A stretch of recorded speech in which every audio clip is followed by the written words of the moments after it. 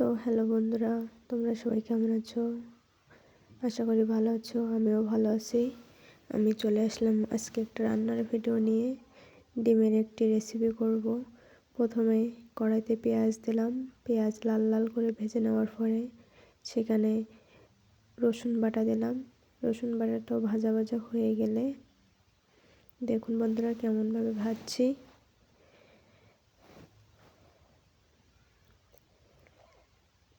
এরপরে রসুনটা ভাজা হয়ে গেলে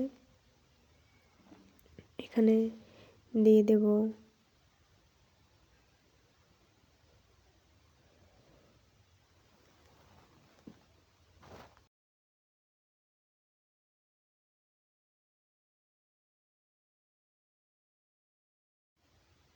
রসুনটা ভাজা হয়ে গেছে।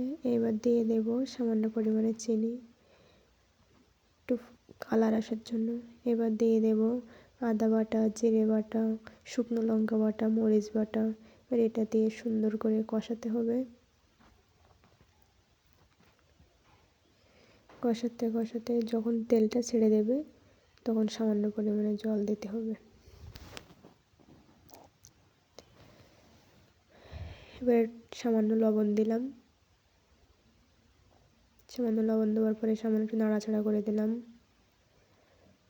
এবার দিলাম হলুদ গুঁড়া।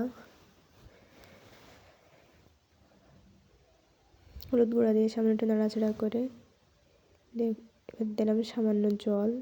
সামান্য জল দিয়ে একটু নাড়াচাড়া করব।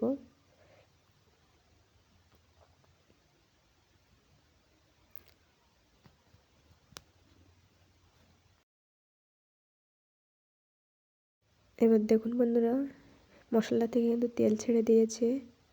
তেল ছেড়ে দেওয়ার পরে এখানে এবার ভাজা ডিমগুলো অ্যাড করব।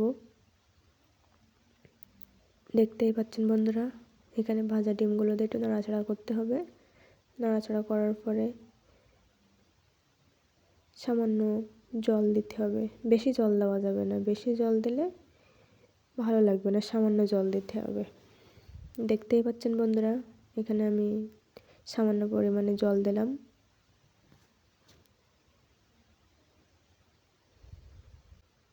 দেখতেই পাচ্ছেন বন্ধুরা, আমার তরকারিটা কিন্তু প্রায় হয়ে এসেছে। এবার গরম মশলা দেব।